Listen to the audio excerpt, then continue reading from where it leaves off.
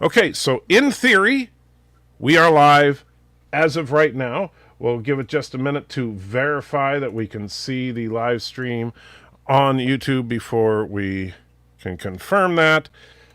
There we go. I see it popping in now. All right, so hello, everybody. Michael J. Crawford, the Anti-Tricker here, along with my good friend PJ, a.k.a. Orville Nation. Good to see you as always, PJ. Good to see you. Happy New Year. Absolutely. Happy New Year to you, my friend. And so one thing I do want to say right off the bat, and PJ and I discussed this briefly just a moment ago, this is not going to be a show about the recent events in Washington, D.C. This is not the time or the place for that kind of a conversation. We're here to talk about Orville. We might talk about Star Trek a little bit. We might talk about whatever nerdy stuff we feel like talking about, but we're not here to rant or rave about anybody in politics right now. That situation is best left to the political pundits out there, which neither me nor PJ are. Is that a fair statement? That sounds good. Yeah, we don't want to be. We're not very political, so. So it was pretty obvious that what happened yesterday was not good, and that's we'll leave it at that. So. Yeah. Anyway, so I do. Can I just say one thing? Can I just say Merry Christmas to all the Orthodox people celebrating Christmas today? Oh, is today Orthodox Christmas? Yeah, today's Orthodox Christmas. I did not know that. So, Merry Orthodox Christmas to any of my Orthodox friends out there. I can never keep track of this stuff. So, why is it called Orthodox when it's so unorthodox? Can somebody explain that to me? Not to Are you Orthodox, or you just happen to know that? I am not. I just know that it's 2 weeks after regular Christmas. Okay. So does that mean, wait, when is Three Kings Day? That was before yesterday, and which is actually kind of Christmas where I am in Spain, because that's when all the kids get their gifts on Three Kings Day. Because that's when the Three Kings apocryphal gave Jesus the presents. Yeah. Okay. All right, cool. Well, I didn't know that. So I've heard of Three Kings. My mom grew up in a very Catholic family, and she celebrated Three Kings Day when she was a kid, but that's all I knew about it. Yeah. Oh, I'm sorry. I get mixed up all the times. It was yesterday. Three Kings Day was yesterday? Yeah, yesterday. Okay. Yeah. So welcome everybody. Let me go first. John Meyer was first in the chat about 20, about 40 minutes ago. CV is also in the house. Good to see you, my friend. And says, looking forward to Anti-Trekker's 2-hour review. It will be more entertaining than the 2-hour pile I just watched on CBS. I will tell you that I'm working on, just so you know, PJ, and I don't know if you saw the video I put out this morning, but I'm putting together right now a complete, and I mean a complete, deconstruction of the first 3 years of Star Trek Discovery. And what I'm going to be doing here is looking at, number one, bookending it with the first episode, the last episode, and why the show for so many fans is just so wrong, and how could we have fixed it? And I'm basically going to try to not only break down what went wrong with the show, but show how Discovery could have and should have been a great show. That's so much potential. It's going to be a massive undertaking. I'm hoping to have the first few parts of this out this coming week, and so it's going to be a massive undertaking. I've been writing all day today. I mean, and I love when I get when the writing goes, man. That's when I love when you get into that whole writing zone. So got some good stuff. Anyway. So it's going to be probably way more than 2 hours, because I'm covering 3 years worth of material in it. Anyway, so that, just wanted to throw that out there. Very exciting. Awesome. Yes, Bird O' Prey 5 is in the house. Good to see you, Bird. Professor Brainy Spec says, what about Bird of Prey 5? I'm not sure why. And Fed is in the house. Good to see you, my friend. Captain Trek is here. Sean is here. Let's see. Julian, what I am saying, Gregorian, brain not work. Gotcha. I don't know what you were saying. Sister says you were right. Disco is trash. Hey, man, I'll tell you. But let me say this, and I don't know, PJ. I don't know. Do you have Apple TV? I don't have Apple TV. I use a lot of iTunes, but I don't have Apple TV. Okay. Neither did I. However, my wife's stepfather gave us for Christmas an Apple TV, and so the little box and a year's subscription to the service. And he did this for a very specific reason. Well, first of all, if you have like a Roku box, same concept. Honestly, Apple TV and Roku are the same concept. Just one is run by, Apple, and the other is run by Roku. And Apple has their exclusive content. Roku really doesn't, but Roku devices are also a lot cheaper. Now, one thing that is also true, though, is that not just cheaper in price, but you can tell there's definitely a picture quality difference between the two. I was rather surprised. You could visibly see that because I have the 4K Roku box, and my stepfather-in-law, I guess you would call it, gave us the 4K Apple TV, and the 4K Apple TV is noticeably better. Wow. As far as watching the same channels. Good to know. So, because to do a fair test, you got to go apple to apple. So if I watch The Matrix on Vudu on the Roku and then watch The Matrix on Vudu on the Apple TV, same service, same movie, same resolution, but on the Apple TV it looked better. So there's that. But that's not why he got it for us. He got it for us because of the upcoming adaptation that Apple is producing as an incredible endeavor, the Foundation series, the Isaac Asimov book series, as a serialized show. And they released a trailer for it, and holy crap, it looks good. Really? I mean, it looks really, really good. So I'm hoping. I mean, because have you ever read the Foundation series? I don't I get mixed up with a lot of stuff I read in junior high school, but I don't think I read that. No. The basic gist of it's kind of funny because if you've did you watch season 3 of Discovery? I am. I'm not up to the latest episodes. It's hard for me to watch. To be honest. Well, I know. Review it, but if I review it, I'm going to be so negative. I'm going to make it's a very painful watch. I would make Doomcock look like a Boy Scout if I reviewed it. But the funny thing, though, is that watching, I didn't think about it until I was watching the trailer for the Foundation show, that Discovery did actually borrow some concepts from Foundation for season 3, because the basic concept of Foundation is that there is this vast empire that spans the galaxy, and then a guy basically predicts that the entire empire is going to collapse. And so he creates the Foundation as a way to minimize the damage from the inevitable collapse of the empire. And so we just look at it as discoveries about the collapse of the Federation. And so, which is kind of interesting.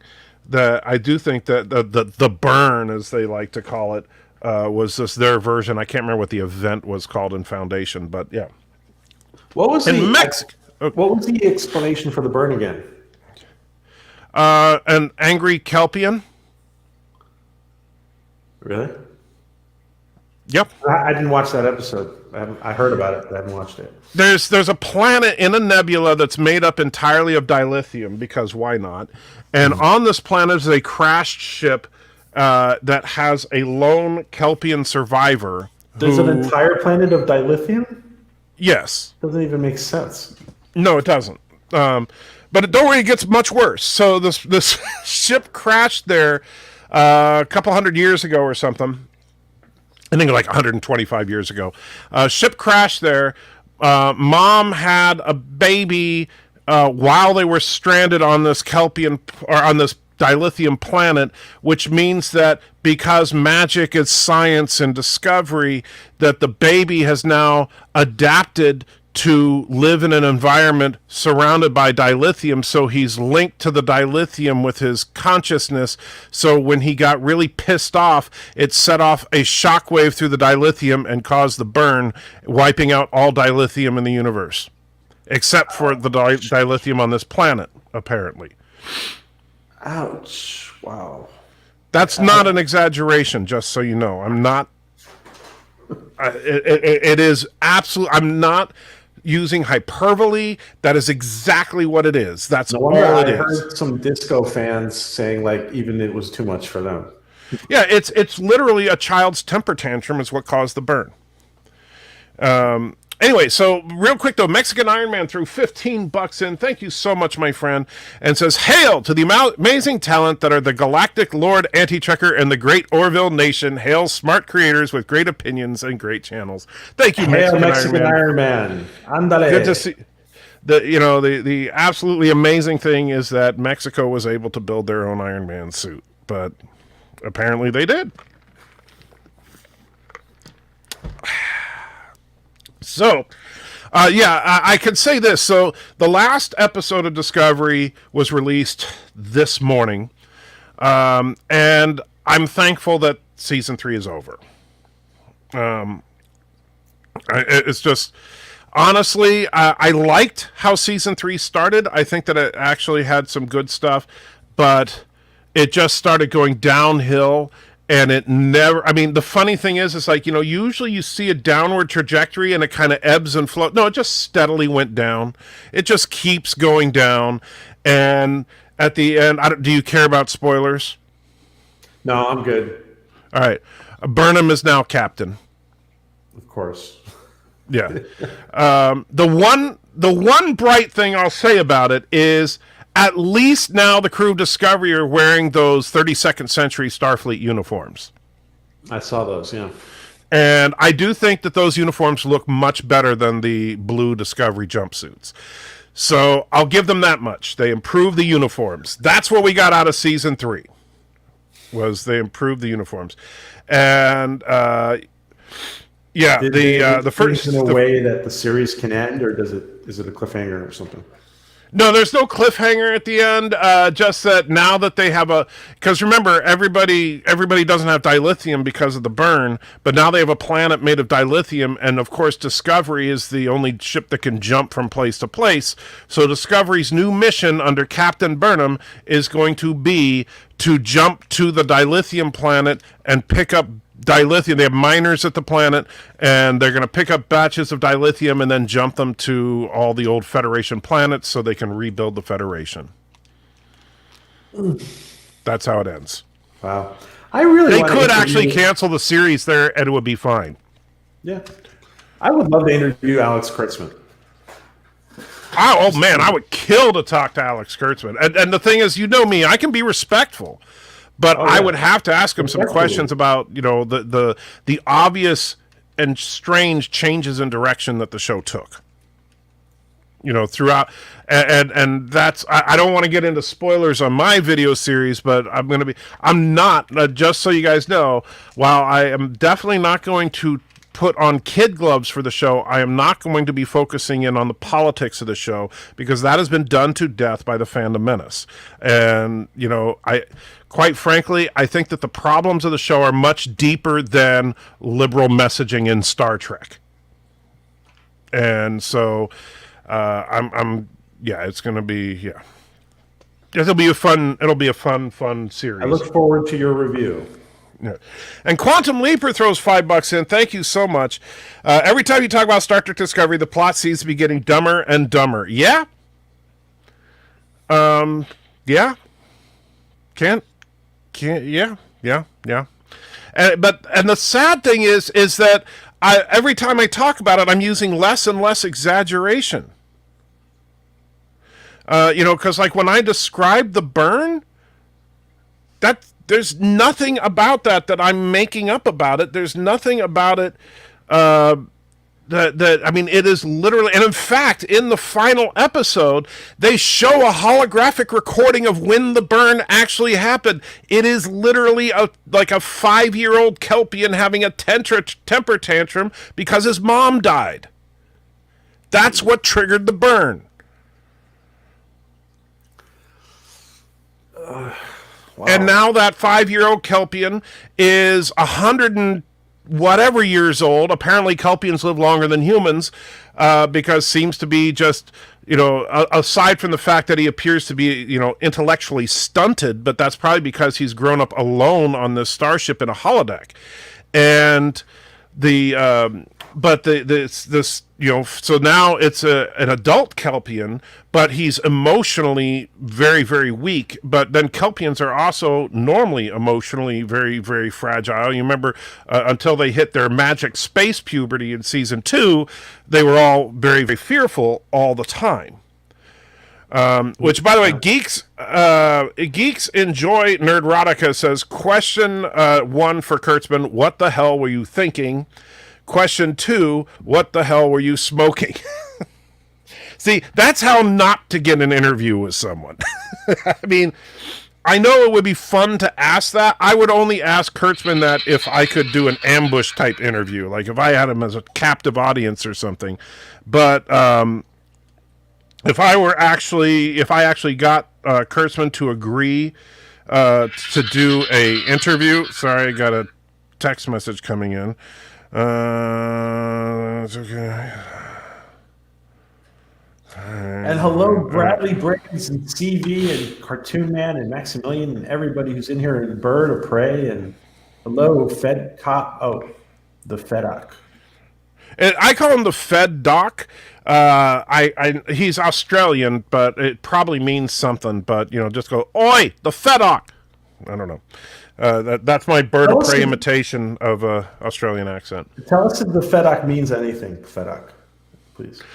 And Jaegerbomb 2 throws in $5, says, I'll say it to you again. Thank you for watching Star Trek Discovery so we don't have to. When will the show end? When does Orville come back? We need it back soon. Well, funny you should ask about when is Orville coming back, because we have Orville Nation on. Have you heard anything on when Orville Season 3 is coming? Well, we do have, there has been a little piece of news, but I mean, I don't really consider it much news. That there is, and I love your Bionic Woman $6 Million Man thing. Yeah, it's well, I changed my alert tone to that because after I got knee surgery, that now I have an implant in my knee, so I figure I'm kind of bionic. So. That's great. Sorry, let me turn the volume down though. It shouldn't Lee be. Majors and Lindsay Wagner someday. Yeah. On the well, man, Lee Majors, loved him as a kid. All right, so good. So there is some news, and actually, I don't know if you want to share it. Let me share my screen. Sorry. Sure. There was an article by Cinema Blend, and our Bounding also put out their version of it. The fact that Disney has put out a list of shows that are going to be further delayed. I really think this is not a surprise because we basically, the way they're shooting right now, everything is just going slower because not everybody can be on set at the same time. We had on Monday night, we had Ian Brock, who's the production designer for Titans on Orville Nation. And he was just, he was just describing how his team can only be on set when nobody else is on set. And then they have to leave, and then so they're taking turns to do stuff. And if something has to be done, everybody else has to leave. And then so it's normal for things are going to take double the time to shoot. And I will. I don't see a screen share popping up here. Yeah, sorry, No, that's all right. You would think sitting there at that wall of consoles there on the Orville, you would have quick access to this stuff, but you would think. All right, there it is. So so here we are, bounding into comics. And let me just get this back. What's up with the scrubby clothes there? Oh, these guys. This is the cast is in their. This is the season 2 finale. where they were in an alternate timeline. Oh, that's right. I forgot about that. Okay. Yeah. I was like, at first I was like, is this what they're supposed to look like in the next season? I forgot about that. So it says Orville's third season among several Disney-owned productions further delayed by COVID-19. This is not really a surprise. I think this is just because they have something that they need to publish. Right. I think, from my point of view, I think we're looking at early summer. Even though you never know. We might get a surprise and get late spring for season 3. Well, and I know it's difficult because Disney wants to get the content out there, but at the same time they got to be safe.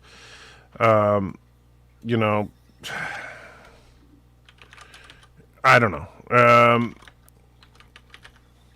It's a tough one because I really want it to come out, but if they need to delay because of the COVID thing, I understand. I just don't like it.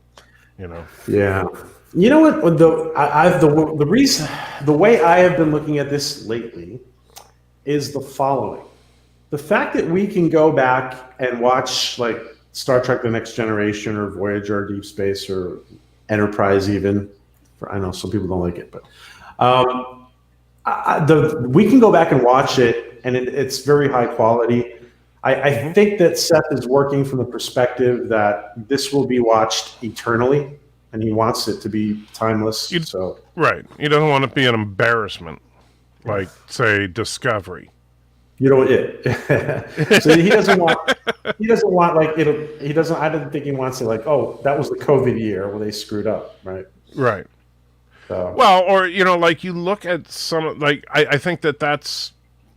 Some people that think that, sci-fi is dead, and I gotta say, no. I mean, sure, if you look at things like, Star Trek, yeah, but heck, Star Wars was dead up until a couple of weeks ago. And now all of a sudden people are celebrating Star Wars being back because of The Mandalorian. So. Hopefully Star Trek can be revived, but even so, we've got Orville season 3 is coming. Hopefully, maybe I know that have we heard anything as to whether or not there will be a season 4 officially? No, we haven't, because they won't even, they haven't even touched that yet because of what's going on. But, I think that's a given that there's going to be a 4 and a 5 and I hope so. This is Seth's baby. Right. This guy went out of his way to be on Star Trek. They wouldn't let him run. They wouldn't let him take control of Star Trek with, being a big Hollywood producer. And, and so I think you know what? I'm going to make a better Trek. And in some ways, I think the Orville is better. Well, it's definitely better than the current wave of Trek out there. That's for sure. But you have shows like Orville, you have The Expanse. And the funny thing is, it's like if Trek wanted to go dirty and gritty and all that, while I don't agree that fits the premise of Trek, look at The Expanse. That's how you do it. And I don't. It's you can make a good dark and gritty show, and Trek ain't it. At least Discovery ain't, and neither is Picard. Then we have, hopefully, the Foundation series looks like it's going to be really good. I hope. I've only seen the one trailer, but it felt like, and it's been a long time since I've actually read the series, but it felt like Foundation to me. So I'm looking forward to it. Quantum Leaper puts in $5, says, oh my God, The Mandalorian is awesome. There had better be more seasons. Oh yeah, Mandalorian, boy, Disney has really doubled and tripled down on the Star Wars franchise for their streaming. If you haven't seen it, they've announced how many Star Wars shows? Like 7, 8? Yeah. I'm not sure how many it is, yeah. We have the Boba Fett series coming. We have the Ahsoka series coming. We've got they're continuing with Rebels, and there's another animated, what are they called? The Bad Batch. There's the Obi-Wan series in production. We're going to get a lot more Disney, Star Wars streaming stuff, which I think is where it belongs. That's where they obviously excel. You know, you bring up an interesting point of conversation, Anti-Trekker, that Oh, and with Star Wars, because Seth has always been really big with Star Wars on Family Guy, for example. yes. And I think that we are going to get, we've seen Dr. Finn say, "I'll be your Obi-Wan," and on the Orville. I think we're going to get some nods to Star Wars in season 3. I'm not sure. I think that would be fun. I think, why not have a desert planet? And by the way, I'm so sorry, Fed. You are right. Fed put in $5. Says, "Oh, my bloody head! Every time I hear the explanation for the burn, I feel like my intelligence decreases by a factor of 5. Tear it to pieces." Yeah, it is so. I mean, that the amazing thing about it is that someone thought that was a great idea, and then it got written, and someone still thought it was a great idea. And then they turned it into a TV show, and they still weren't embarrassed, so they actually put it out there with the Star Trek name on it. Listen, do you think the hatred has been? I think hatred for Star Trek, for New Trek, is going down. I think there's a lot of the segment of our little nerd community, or big nerd community, that they're just growing indifferent to it. Which is dangerous. I think so. I think that the problem is that it's a tough one, because I still love the franchise as a whole, but they've just unless they pull something magic out for Strange New Worlds. If Strange New Worlds is just Discovery 2.0, then thanks but no thanks. I mean, at that point, even the lifetime, I've been a Star Trek fan since the late 60s. I can't get enough Star Trek, and I will have gotten enough Star Trek at that point. I can't deal with another crap show.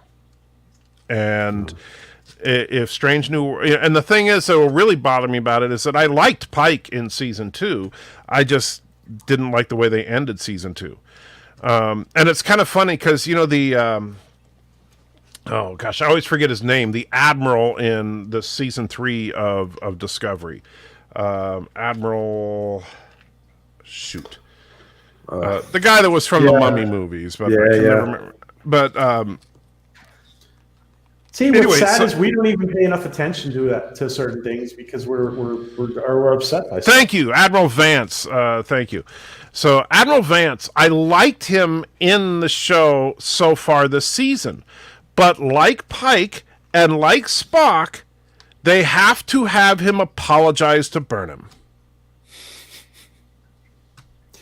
Yeah, and her demeanor is so off for a Starfleet officer. Right. She's insufferable because she knows she's always right. It's like the problem with Burnham is that she reads the script and she knows that she's right because she read it in the script. She's that bad. Where, of course I'm right. I saved everybody. Again. Oh, and we get to see, they show even more of the turbo lift area inside the ship. It is now quite clear that 1,000 starships could park inside of Discovery.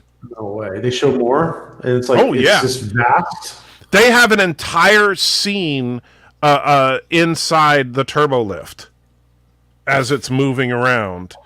And it's even bigger than we thought it was. You know what? They did that just to spite the fans. I think so. You know what's funny? I was wondering if this was a just to spite the fandom menace. They actually had Tilly in this last episode says we are Starfleet. Oh wow! And so I was like, did they do that on purpose? I'm wondering, And And Cartoon Man. Yes, there's a clip from season 1 and 2 that shows the roller coaster. No, it's 1,000 times worse. Not only is there now we have the turbo lifts are these cubes without walls on two sides that move at hundreds of miles per hour, just levitating. They're not on tracks anymore. They're just levitating. And then there are these floating squares that they're going through, like the squares are little jump gates. But there's nothing holding the squares there. They're just levitating. And Yeah, and Cartoon Man. Oh, is it Michael that said we are Starfleet? I thought it was Tilly. You're right. Cartoon Man also says that he thought the bridge was being used for HBO Hitchhiker's Guide to the Galaxy. What? A Cartoon Man says, I thought the bridge was being used for the HBO Hitchhiker's Guide to the Galaxy. Okay, I had no idea what he's talking about there, but yeah, it. Let me see if I can find it because I did already get it ready for. So while Anti-Trekker finds that, I just want to say that unlike Star Trek Discovery, where African American females are all portrayed as insubordinate and unreliable, Dr. Finn is just an example to all African American females on the Orville. No. I'll don't you know that unless they're insubordinate and awful, they're not real. I think, or something. Yeah, it's too bad, really, to be honest, because they're all being portrayed in a way that is not constructive.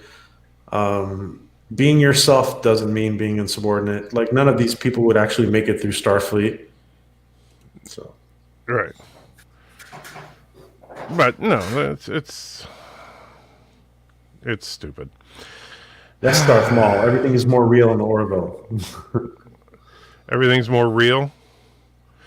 Well, it's more Star Trek, and there's that much at least. All right, come on, enough of the. I will say this: the what's her name transgender chick that plays Gray. In this one, because on this one hologram ship, for no reason whatsoever except to, I guess, have people in different makeup, if you beam onto this holodeck, it changes your species, like at random. So Dr. Culver is a Bajoran, and Saru is human. There's no rhyme or reason to it, but Gray appears as a Vulcan, This is and a I have program? to, huh? It's a holodeck. Holodeck And it just, program. yeah, and it just changes your appearance to some other species. They don't give an explanation for it. It just does it. Because You know what that is? You know what that is? The Anti-Trekker. What's that? There's something called the Expression app where you can just put like any. That sounds to me like they're just taking the idea from one of these apps that make changes to your face. Maybe, but it doesn't make any sense. Why would it change you at random to some other? Is it just for fun? Is it just for fun? No, it's they don't even have any kind of control over it. Oh, okay. All right, so finally, You gotta catch so up with I'm going to Discovery. show a brief clip. Okay, there we go. All right, so let me remove that, and I'm going to share my screen so you can see. So you notice this floating box here. Okay, so this is a turbo lift. Notice no strings, no nothing. All right. So we'll play just a few seconds. You ready? Yeah. So they're fighting. Look at that. Look at that sprawling view. Wow. And they're moving really quickly inside Discovery. Wow. There's factories billowing steam.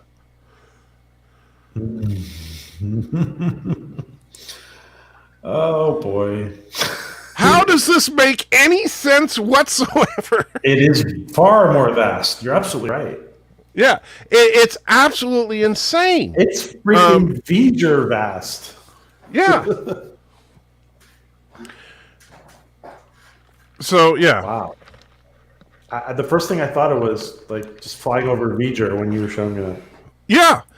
And by the way, this sequence is, I mean, I just played a few seconds. You can see how fast they're moving. Excuse me. They're on this turbo lift, moving at this kind of speed for a few minutes. So, yeah, which doesn't even make sense, right? They would already. Yeah. Right. So the ship's got to be hundreds of miles long, apparently.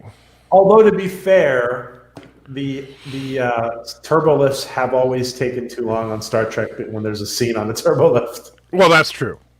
My favorite is someone showed like they did an animation of a chart of the map of the Enterprise while on one side of the screen, while on the other side of the screen we saw the actual scene from the episode, and it was from the Enterprise incident when Spock escorts the Romulan commander from the bridge to deck 2, which is the deck directly below the bridge.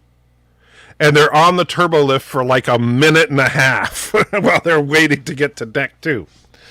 And Alexander is in the house, says, Asian Muslim wife born in the USSR is the best choice. Thank you, Alexander. And I know she is for you. Good to see you, my friend. Cartoon Man, if I'm finished, sorry, it's your Trekker. No, that's okay. Go ahead. Cartoon Man I just wanted to show you that craziness. Oh, yes, please. More craziness. I meant the Orville Bridge. That might be used as Heart of Gold Bridge. And that's why the Orville will end after season 3. Oh, there's a lot of BS fake news out there, Cartoon Man. There's a lot of it, especially coming from. Oh, I think it comes from people who are upset that Seth is being successful, to be honest.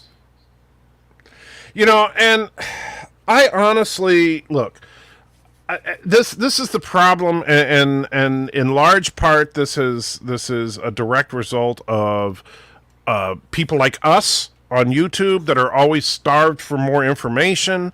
We want to hear the news. We want to know what's going on. And so what happens? Channels start putting out rumors as if they're fact.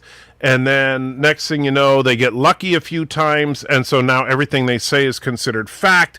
And then one of these people that likes to spread rumors around starts talking about how a show is getting canceled or whatever. And now all of a sudden everybody thinks that show is canceled.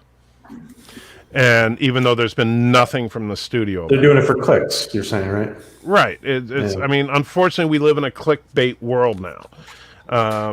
So people will write it's so funny because, and I actually sent this to Gary once because Gary Nerdrotic was on his show citing a rumor that he had heard, right?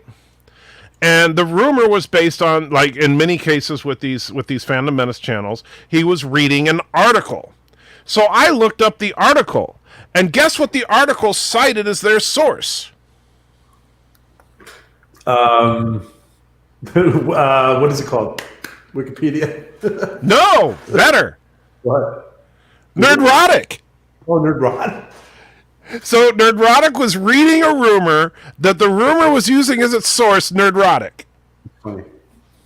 And I was like, you've got to be kidding me. And that being said, I trust Gary more than. Oh, sure. I'm not. Look, I am not saying Gary's a bad guy. I love Gary. He's a great guy. And by the way, I generally, as a general practice, when it comes to the Phantom Menace people, I only talk about the people that I know and respect because I don't think that, because if they get mad at me, they can contact me and I'll tell them to their face what I say about them when they're not here. And I know them well enough and they would expect me to say that, because they know me well enough to know. Can I answer Gap Stargate one sec? Yeah, what's up? There are these little mini Orville action figures that they're like kind of small, but yeah, there are some. Man, I am so sorry, Fed. I don't know how I missed 2 of your super chats today. I feel like a world-class a-hole now. I blame PJ. My bad. It's my So fault. no, I feel like an idiot. But so Fed says if the next Star Trek show, Strange New Worlds, is crap, we're going to need a bigger shovel. I can only take so much of this smug Mary Sue once in one lifetime. Yeah, that's why I'm saying that if honestly, if the show is as bad as Discovery and Picard, you know, I mean, Lower Decks I enjoyed, but not that much. You know, I can only take so much myself, so I get it. And I gotta say, Lower Decks had a lot of potential, and I think they didn't use it appropriately to me, from my point of view. But I think that well, honestly, Lower Decks, if even a lot of the Lower Decks detractors really liked that last episode. And the best thing you can say about Lower Decks was the last episode was the best episode. And so that's how it should be, because that's when the show's really finding itself, is at the end of production of the first season.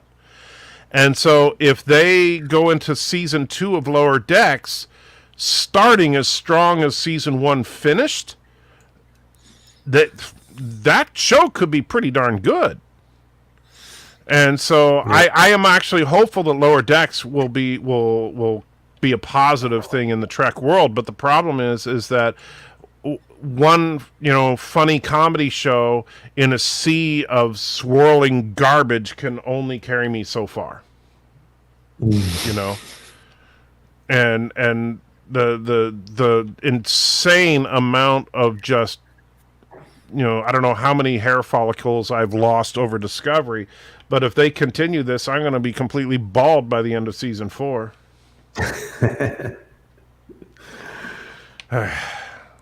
So, and we're not even talking about Orville, dude. Do you not have any Orville information for us today? I do have something to. I have a screen share. 1 second.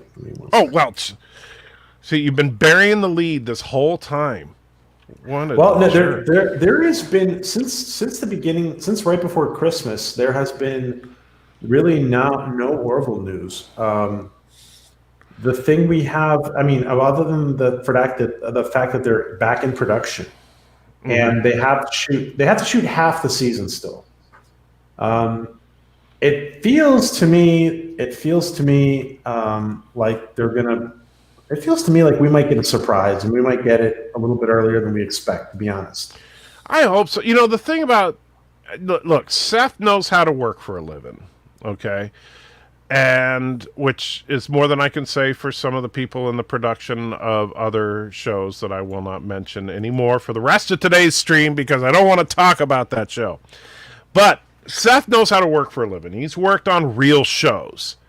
And maybe, just maybe, he'll get the bright idea, like every television show ever, and just start releasing stuff before the season is done.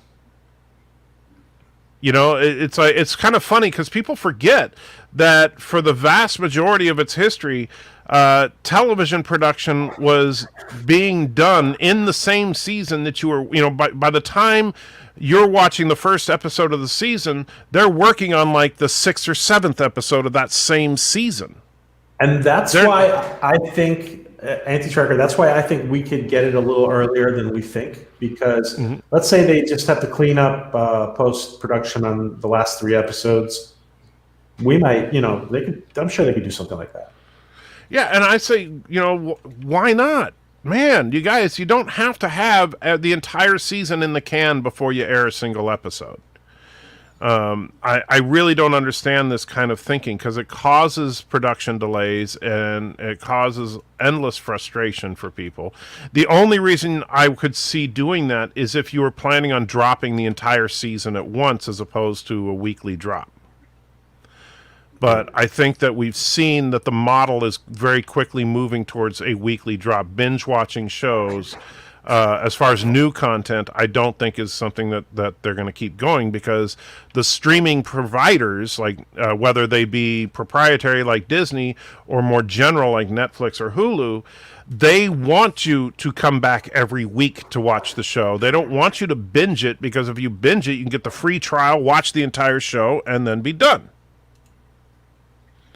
Yep. And there is your picture of Isaac, the kids, and the doctor. Yeah. So I think I wanted to ask everybody in the chat how they feel about Dr. Finn and the kids. We know that the relationship was kind of put on pause, or well, it kind of died away after the whole Kalon incident between Dr. Finn and Isaac. But I think there's going to be a lot of aspects between Claire and Isaac that are going to pop up, and the kids I think still have a special connection to him.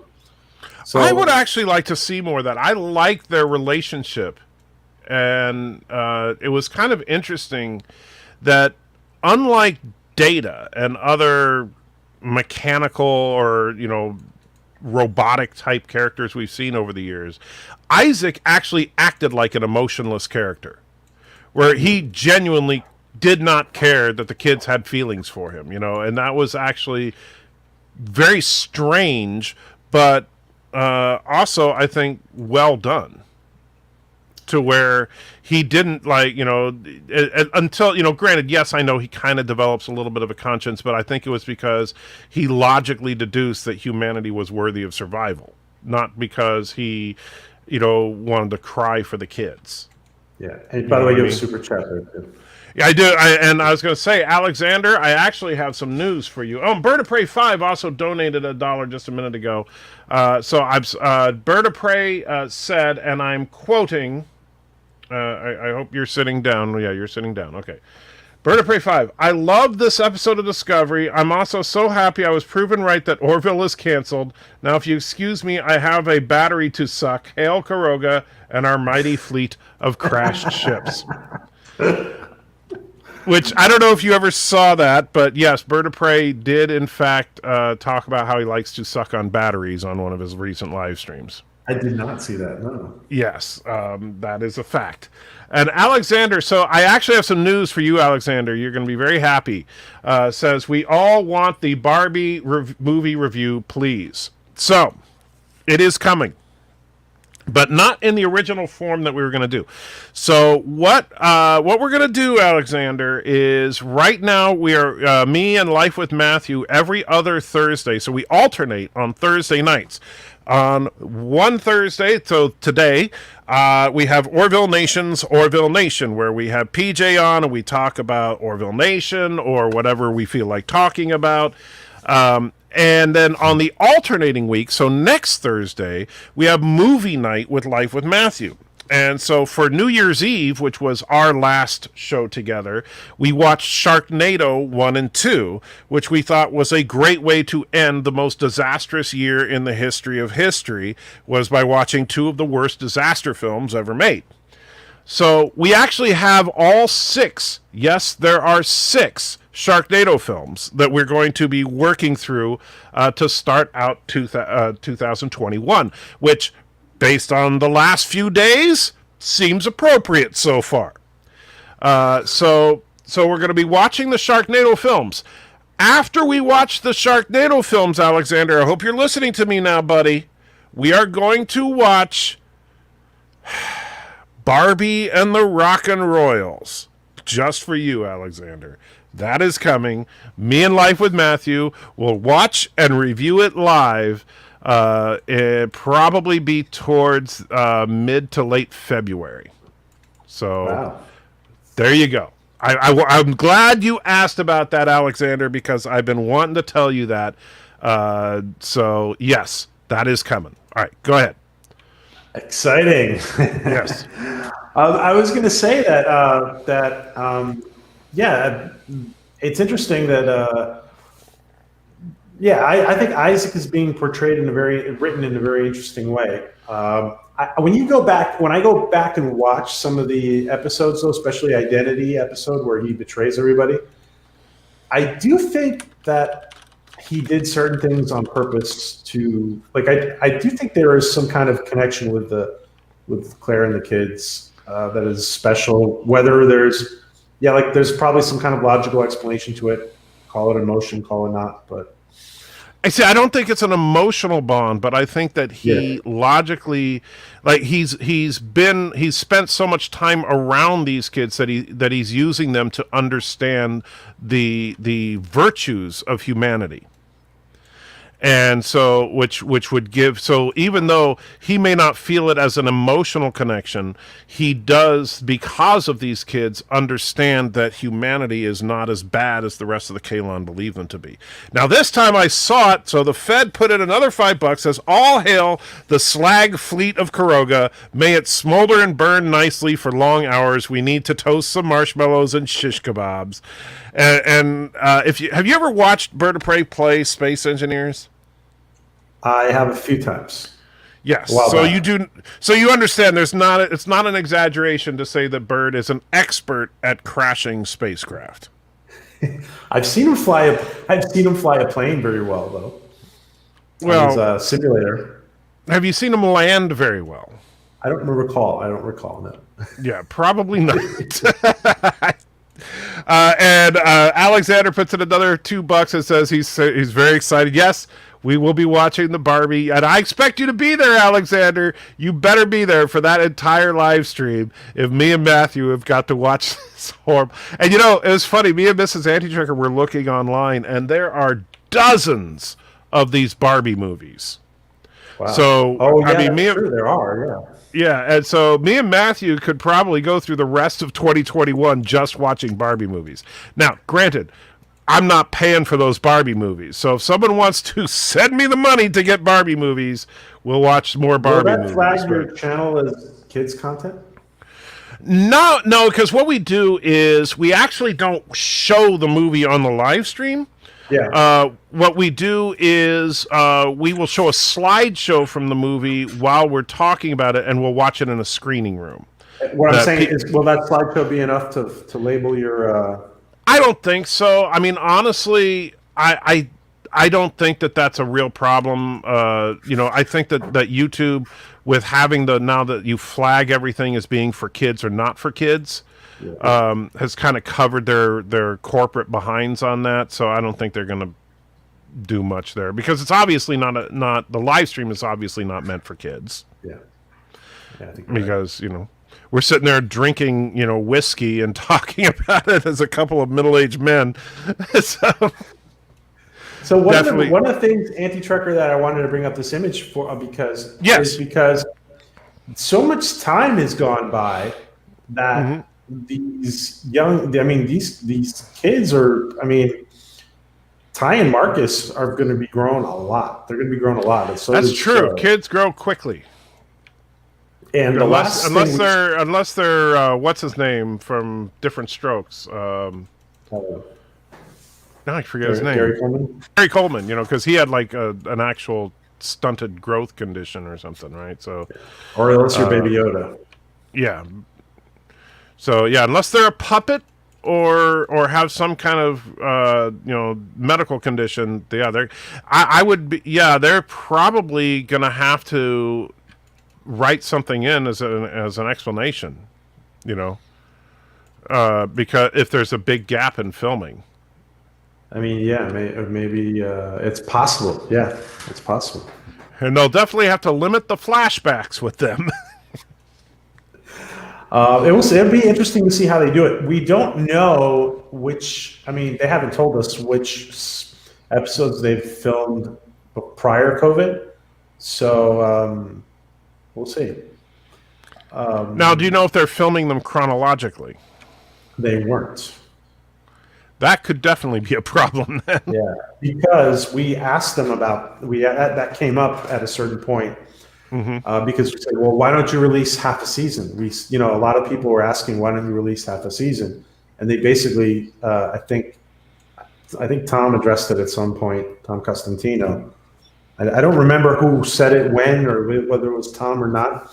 Somebody said it at some point from production that they did not necessarily film chronologically. So yeah, and it was Tom. I think it was Tom. And Medallion, fortunately for you, I'm in a good mood, so I will not ban you from the channel for life for saying that the Barbie cinematic universe is better than the MCU. I love the Marvel Cinematic Universe. I'm sorry. I don't care what you say. I love those movies. And Treasure Planet. Someone said Quantum Lever was talking about Disney's Treasure Planet. I actually really like Treasure Planet. Saw it in theaters. Have you seen it? I have not. It's actually an interesting. Good. It's just Treasure Island in space. I mean, that's why it's literally Treasure Planet. And so it's not a bad film. It's a Disney animation before Disney gave up on hand-drawn animation. So I don't remember what year it was, but it was a while ago. Let's see. 2002. Man. So my son was 2 years old. Wow, 2002. Yeah, it's been a while. Yep.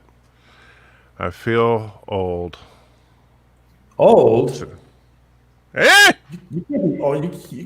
I hear you and Gary say that a lot. And Oh, dude, Gary needs to shut up about that. We're Gary's not old. We're not old. What are you talking about? Look, I can say well, I don't know how old is Gary? Do you know?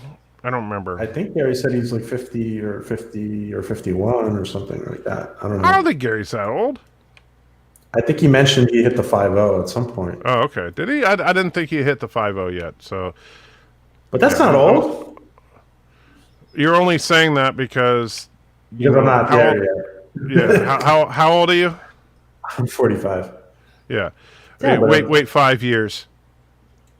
You'll start feeling it.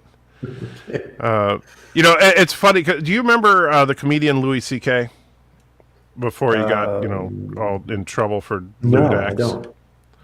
He's a funny guy, but he joked a lot about being middle aged, right? Because he's a couple of years older than me, and he's and this is so true. It's like he said, you know what? When I was like 20 or 30, I'd be playing basketball with my friends. I might, torque my knee or something. I'd go to the doctor. Doctor would look at it, say it's swollen a little bit, maybe give me a shot, give me some medication, say, rest for a couple of days, you'll be fine. He goes, now I go to the doctor because my knee's hurt, and he'll be like, yeah, it'll do that. And that's honestly, yeah. I get it. It's no longer about how can we make you better. It's, oh yeah, you're just going to have to deal with this. Oh, maybe you're going to the wrong doctor.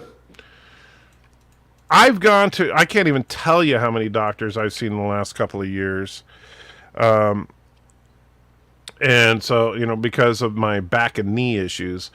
And it's honestly, it's like at this point, and the thing that's stupid is, of course, everybody's paranoid now about like, taking opioids, right? And so, we can't give you a prescription for something that'll actually work because you might get addicted to it. Well, if you're saying there's nothing I can do to stop the pain, if I'm addicted to it, that just means I'm going to end up taking it for the rest of my life, which I'll probably end up doing anyway.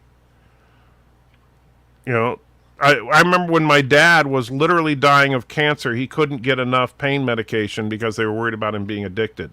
It's like, the man is diagnosed terminal. You do realize the drugs are not going to kill him. Yeah. But anyway, and Alexander with another couple of bucks. Thank you, Alexander. Says Gary learned his genealogy in the Dark Ages. No, Gary is definitely not that old. He looks younger than me. If he's my age, I'd be really surprised. So I'm guessing I've got a couple of years on him. I'll be 53 in a couple of months. Oh, okay. So, see, you're not old. They say you're only as old as you feel, in which case I'm about 75. So, well, I think we all feel it. Like as long as if you're not in your 20s, you're always feeling a little bit older. But I think you can. There's things to do. There's healthier ways to live your life. Let me just say that. Healthier ways to live my life? Yeah, we can all do better at living our lives in a healthier way. Can't we? Man, you are so sickeningly optimistic. You should be on Star Trek. On that note, I have another screen share. Oh, okay. Well, of course, you tell me that after. Okay, what is this? So this is BJ. Oh, is that Tanner. him now? Yeah, this is BJ Tanner's Instagram, and this is post-COVID. And like this guy, I mean, he's looking very college-like, to be honest. Yeah. Him right here. And Ozzy said Nerdrotic is 50, and then Nerdrotic is 51, says Darth Maul. Well, I didn't think he was that old. So he looks good then for his age, I gotta say. Not young. Not young. Look, this is. I'm sorry. We are not. We are Starfleet, where we're going to say things to not offend people. No, I'm not. It's not. I'm not trying to speak. I'm not trying to be like politically correct or anything. I'm trying to be. Anyway, so yeah. So you realize you couldn't finish that sentence. So listen. So BJ is. I mean, BJ looks like a college kid here. To be honest. Yes. He looks like a college. He does. Kid. He does not look like that same kid. I mean, he looks like he's related to that kid, but he doesn't look like that same kid. Now, I don't know how much of that is just because he's trying to look sophisticated and stuff in the picture, as opposed to when he's on the Orville and he's trying to be young. But I really hope they don't like try to do a Wesley Crusher with the writing. Like one thing that drove me crazy was that you had Will Wheaton sounding like he was 12, oh golly gee, Mom, this is so swell. It's like, oh come on. You know what? I don't think they'll do that. I think they'll because I think they'll realize they can't do that. Well, if I would give Seth more credit than say someone else, huh? Gene Roddenberry? Yeah. Because I think that Seth can, if you look at this kid, you realize, yeah, he's not going to be, but Mom, I want to stay up till 8 o'clock, I don't think we're going to get that on Orville. At least I certainly hope not. And plus, I would say that Seth is probably going to be a little more loose with his writing than to, do that. And Alexander with $5 says younger anti-checker was really in better shape. He's jumping all around when Lincoln got elected. It was his first vote in an election.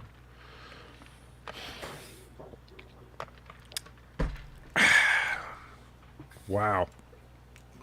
Did you vote for Lincoln or for the other guy? No, I voted for Lincoln. I was very much in favor of the emancipation thing. I never committed to being a Republican. I mean, I know he was the first one, and I've always been kind of a rooter for third parties, and that's really what won me over. That's why I vote for the Libertarian. 200 years. Oh man, I wish I was a vampire. Then my knee would heal. Hey, any? Did you see that? What you call it? The trailer for the Coming Back to America movie. What, Coming to America 2? Yeah. Or is it called Coming Back to America, or is it? I just said that. I don't know what it's called. Is it Coming to America? I only heard like that they were making a second Coming to America film like very, very recently. Like the trailer's out. And is Eddie Murphy in it? Oh yeah, Eddie Murphy. Okay. And so is he the king now, or is it still James Earl Jones? It's still James Earl Jones. Okay. And, yeah. So, but it is looks Arsenio good. back? Arsenio, Wesley Snipes, James Earl Jones. Looks good. Oh, it's called Coming to with the number America. That's really horrible. But I mean, granted, I enjoyed Coming to America. I don't know. The funny thing about it is that I don't think you could make that movie today. With some of the jokes they take, like for example the Jerry Curl jokes.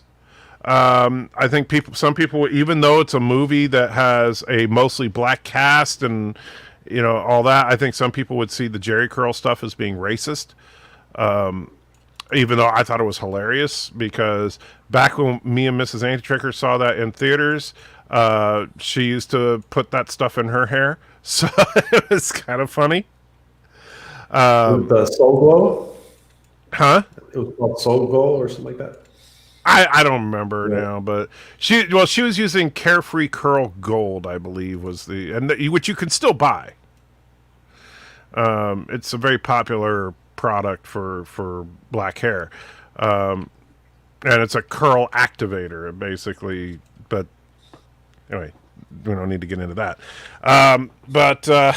So Darth Maul says more like George Washington. Really, you guys. And Believe it or not, Anti-Trucker did not vote for George Washington for a second term. Neither did I. You didn't vote for George Washington? We didn't vote. We didn't vote for George Washington for a second term. That's the truth. And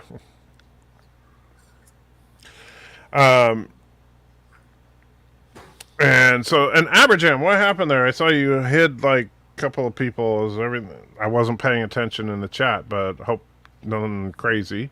And if it was an accident, let me know. Maximilian says, I voted for Aaron Burr. Who is Aaron Burr? Did he run against Lincoln or something? To be honest, I used to know that stuff. I don't remember anymore. Okay. I'm getting old. Well, no, that was Douglas, wasn't it? It wasn't like Lincoln-Douglas debates, right? So. No, it wasn't. It wasn't Douglas. It wasn't Douglas. I don't know. But on that note, I'm obviously not real good with American history, so Then again, I'm not. Don't. And Aberjam said, "Oops, sorry. Okay, so." Yeah, no more hiding people, Aberjam, unless there's a problem. So hopefully, guys, if you got hidden by Aberjam and it was a mistake, I am truly sorry. I know Aberjam didn't mean to do that. He might have clicked the wrong button or something. And at least I hope so. Or else I might have to slap Aberjam a little bit. Or Aberdeen, as Life with Matthew calls him. Because why not? I have a screen. Anyways. Yeah. So, see, they're just trying to get us to talk about presidential politics. That's what it is. We're not going to fall for it, guys. It's not going to happen. We're not talking about the what's been going on in the Capitol the last 24 or 48 hours. Not going to. No. I got to say, I woke up this morning and it felt like a dream. Like I didn't believe it had actually happened. I know it is weird, isn't it? But yeah. Stop it. It's Piano Jam. Oh, I'm sorry. I didn't know it was Piano Jam now. I have a screen share for you, Michael. Okay. And so everybody's been watching Chad Coleman on the Expanse, and sometimes people forget that he's also on Orville. And that is so funny because those characters could not be more different. No. That is yeah. Another thing that's just completely unrelated, but I do think it's funny because you like The Expanse, right? I do. All right, so today I had to go to a meeting at my place of employment, and this meeting had to do with the upcoming schedule change that I'm going to be a part of. And so in the meeting was a high-ranking person in our company who is one of the people in charge of this pilot program that I'm a part of. And this person was a heavy-build black man with a beard, and his name, I am not kidding, Freddie Johnson. Oh. And I was like, as soon as I saw the name, I was like, "Oh, that's funny." And then his camera turned on, and I saw him, and it was all I could do to not just bust up laughing because it's like, "Wait, your name is really Freddie Johnson?" So, just one of those things. Nice guy, by the way, Fred Johnson, but that Fred Johnson, unfortunately, is no longer with us. By the way, do you know, because I can, I've been so off with my schedule the last couple of weeks, what day does The Expanse drop each week? Help with chat, because I don't know. I'm not sure. Okay, yeah. I'm still on episode 2. Yeah, I never know what day is the day to watch Expanse, and now that Discovery is finally over, I'm making the Expanse last to like cleanse my soul, to be honest. yeah. Well, I don't know. Have you watched this season so far? Are you caught up? Or are you? I watched only two episodes. Oh wow! So you're a few weeks back. I am, yeah. I'm probably going to watch one tonight. But I did want to bring Clyden up because I do think there's going to be some like really. I have a feeling, and there's a lot of talk in the community about there being a very pivotal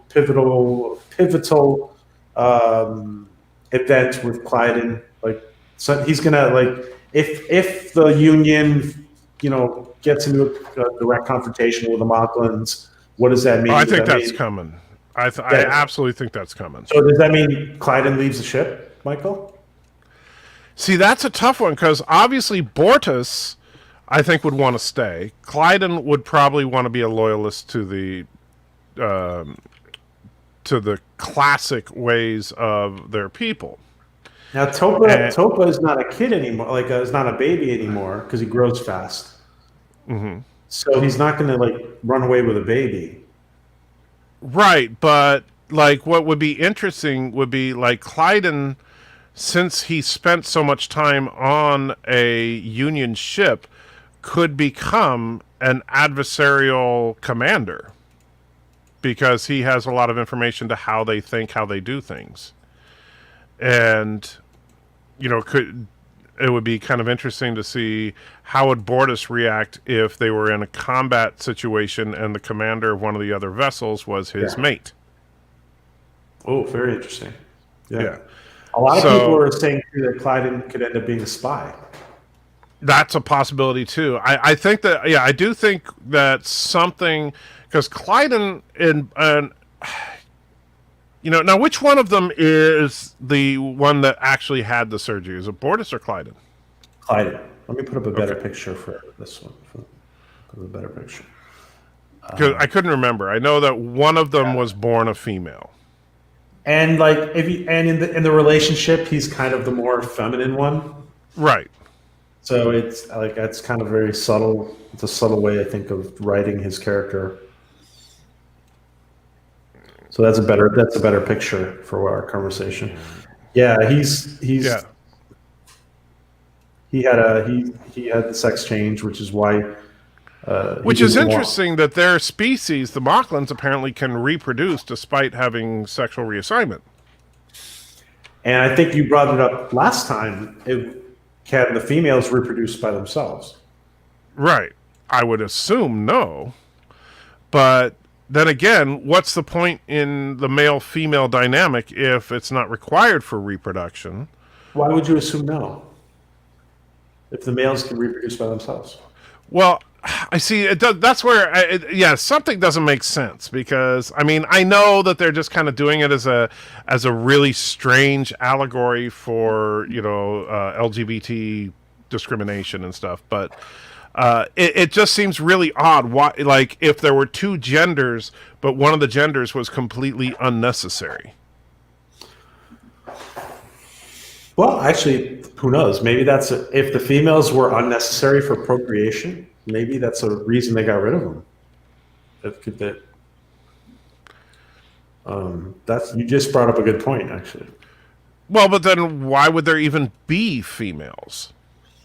Well, there are some species. There are some species on Earth that have a lot of like that don't have a clear gender until they mature completely. A lot of some amphibians, for example. I don't know. It's just one of those weird things. I think we need a little more lore on it. If they decide to actually jump down that web, I don't know if they want to, but I am curious though about it because something doesn't quite add up. Well, I actually think you just hit on something. To be honest, I think the fact that because if the females are not required for that's one reason that would be a reason to get rid of them. I think there's a certain logic in that. If they're weak and they're not required. Yeah. They could. But then, if that's the case, if only males are needed for procreation, then how could a male and female procreate? Well, you would think that probably if two males can procreate, probably a male and a female, and probably two females could procreate as well. But then what would be the difference between a male and a female? See what I'm saying? Like with every species that has gender, at least, I mean, I'm not a biologist or anything, but it seems like every species that has gender, both genders are required for procreation to take place. However, some species can actually change gender if none of one of the genders is available. But it doesn't mean that one of the genders is unnecessary. It just means that they can actually change their genders if they need to. Yeah, that's interesting. I mean, maybe. Well, we got to find out what their reproduction process is, because they haven't talked about it. Actually, we'll probably hear about it. And so I think that's something that they can definitely explore. That'll be interesting. But I want to know, like, okay, so if the Mocklins do become a straight up enemy of the Union, and we still have the Kalon threat out there, I mean, the Union's going to find itself in a whole lot of hurt. Yeah, and you have a Kalon question there too from Alex Lamont. You have a Kalon what's question. That? Says, Dear Anti-Trekker, do you think there will be any more renegade Kalons like Isaac, perhaps a whole splinter faction? I think that's a better question for you, PJ. I don't, in that I think that the Kalon, you know, remember Isaac was kind of a special ambassador, right? He was the only Kalon to be, he was the only Kalon that was working with humans, right? Yeah, he was created after the Kalon War. Right. So like he would be unique, where all the other Kalons think exactly the same. Now, that being said, I think the real question is, were the Kalon biologicals spacefaring? And it would seem to me like they probably were spacefaring before they got wiped out. I would think so, given the level of technology. So that means that there have to be biologicals around the galaxy, and they may have some Kalons with them. That could actually be an interesting idea, is that if they find a Kalon outpost of biologicals. Yeah, and they may be living in harmony with their version of Kalon, of the artificial life forms. So, but will the Kalon be? I mean, if the Kalon decide that they're going to attack again, which I don't know why they wouldn't eventually, because they pretty much made it clear that they want to wipe out all biological life. Because they see it as a threat to their perfection, basically. And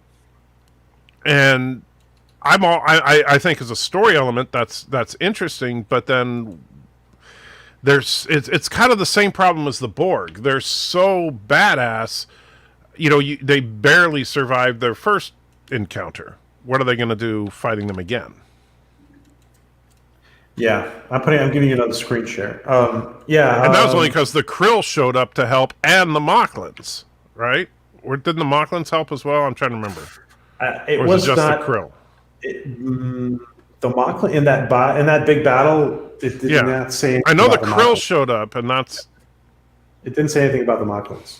Okay, so I guess, but you see, so now what happens if the Mocklins turn against the Union and the Kalon? And then you have the Mocklins and the Kalon team up for some reason, because the Mocklins are stupid. You know, because anybody that would ally themselves with the Kalon, you've got to have a problem. Since the Kalon are pretty much clear that they have no place for any organic. I don't think the Kalon would accept any organic as a partner, to be honest. Well, but they were beaten by the combined forces of Earth and the Krill. So you think they would and they were. I think that they could see them as a means to an end. You know. We also have the race the red-skinned race from the Cavalon, who had the zoo, and they seem to be far ahead of the Union technologically, and they seem to be on a higher technical, closer to the Kalon, or even more advanced than the Kalon in some ways. Right. And well, that could be too. But then would they even see it as worth their time?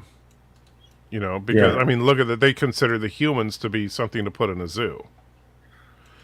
So, I mean, that's actually it would be like, and you know, it's like when you look at Trek when the Borg invade. You know, well, hey, if they had gotten the first Federation and you know, all the other very powerful beings that Kirk and crew had run into over the years to help them out against the Borg, they could have made quick work of the Borg.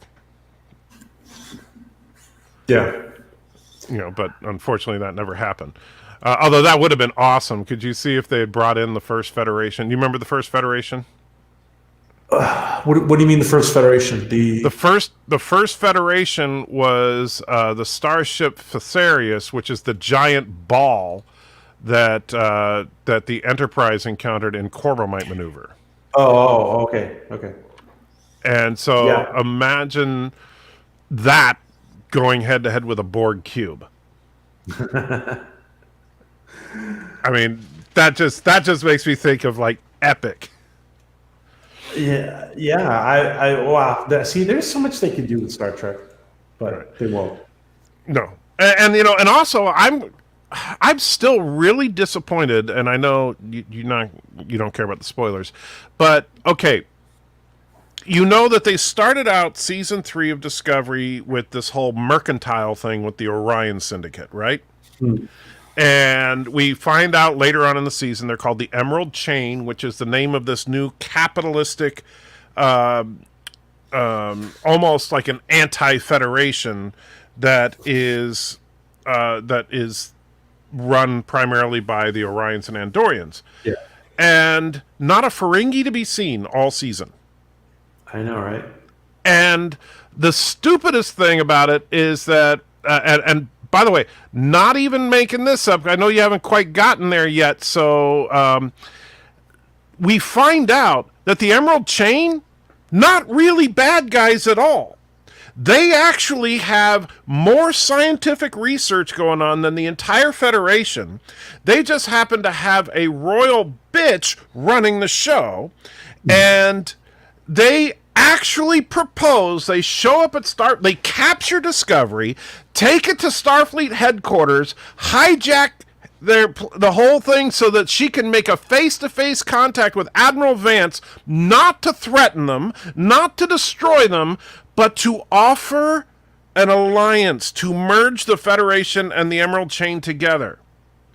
Because the only thing that makes them evil is that they're capitalists. Oh. I really got to catch up. And I'm like, really? They're not evil at all?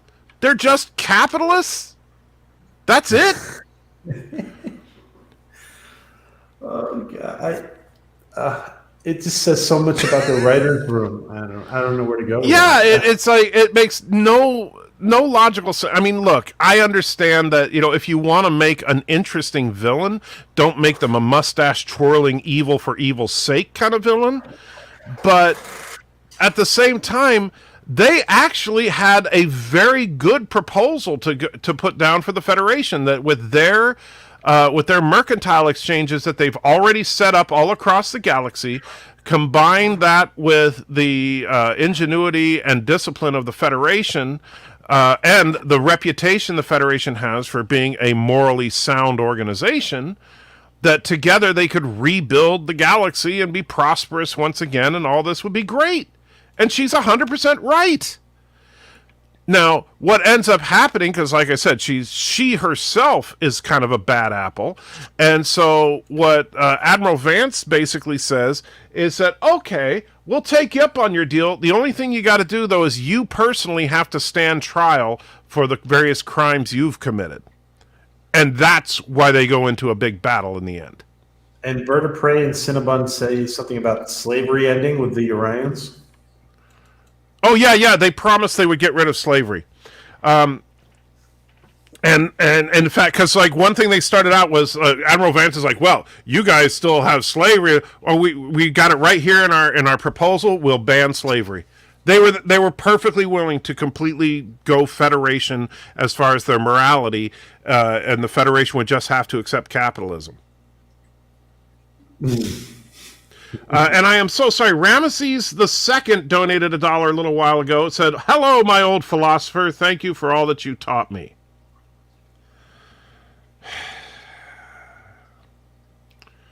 And Mercer Create put in $2 and says, "Egon, your mucus." Yes, from the original Ghostbusters. It took me a minute, and I was like, "Oh yes, okay." So yeah, that's so they literally had to fight the evils of a very willing to capitulate capitalistic group. Wow. Star Trek Discovery, ladies and gentlemen, Star Trek Discovery. Oh yeah, and that's the other thing. So she's just when the Emerald Chain apparently is just not a threat anymore since they killed her. I mean, it makes about it, at least in Star Wars, the Emperor was like an absolute dictator. And so when he dies, the Empire falling apart, I could kind of believe. Because anytime you have an absolute dictatorship, if that dictator dies, their government tends to fall apart. But the Emerald Chain was not a dictatorship. She was a leader. So, yeah. I really gotta say, I do not like the look of the Andorians. I'm sorry.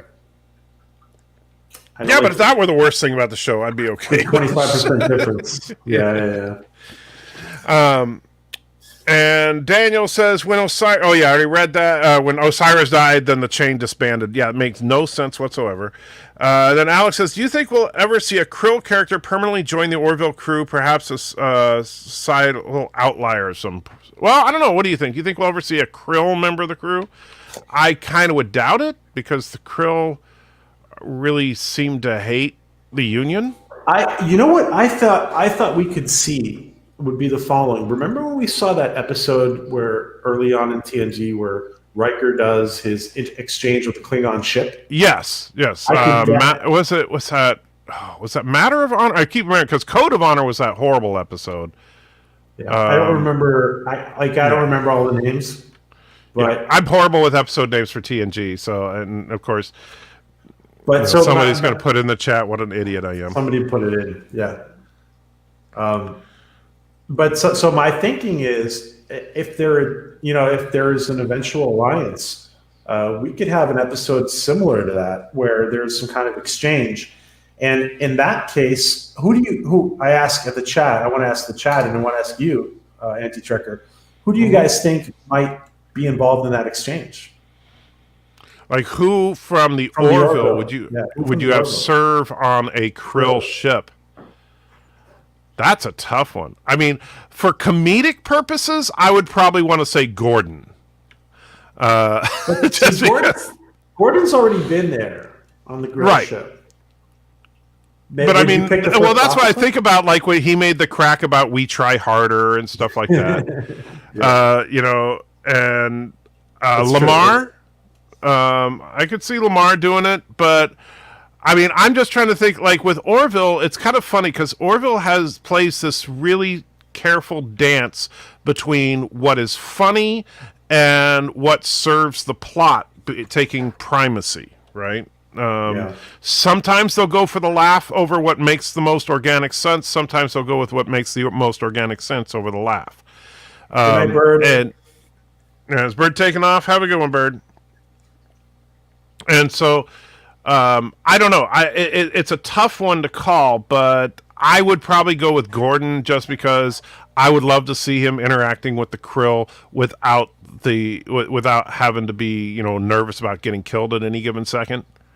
I think there could be a lot of fun moments there. Yeah, I do think I think you did hit the. I think your Lamar comment is could be very conceivable though. Yeah, I can see Lamar because Lamar Or is Kelly. a techno. Or who? Or Kelly, or the first officer.